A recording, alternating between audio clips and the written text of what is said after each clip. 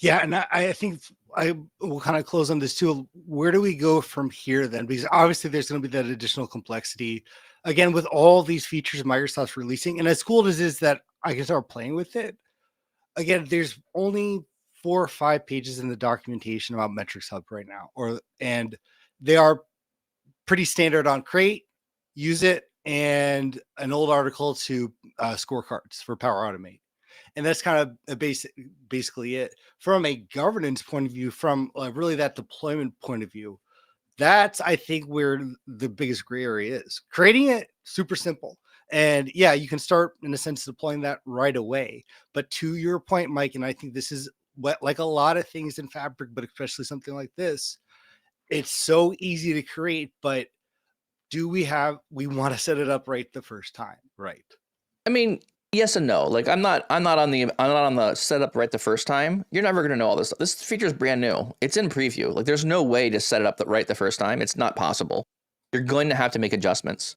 What I'm trying to do is I'm trying to install something or build something that's going to have minimal pain coming out of the gate, right? So I don't subscribe to the area of things are moving way too fast in the Power BI space to say you're going to do it right the first time. I don't even want to use that in my part of my vocabulary.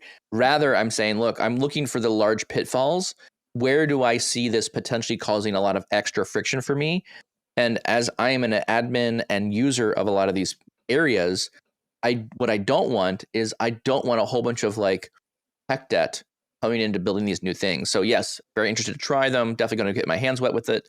But I'm not looking to jump in and make a bunch of mistakes at the very beginning. So I'm just trying to look for where do I see large amounts of friction? Where do I see areas of this tool that are going to be like, I need to think about this first before I really roll it out.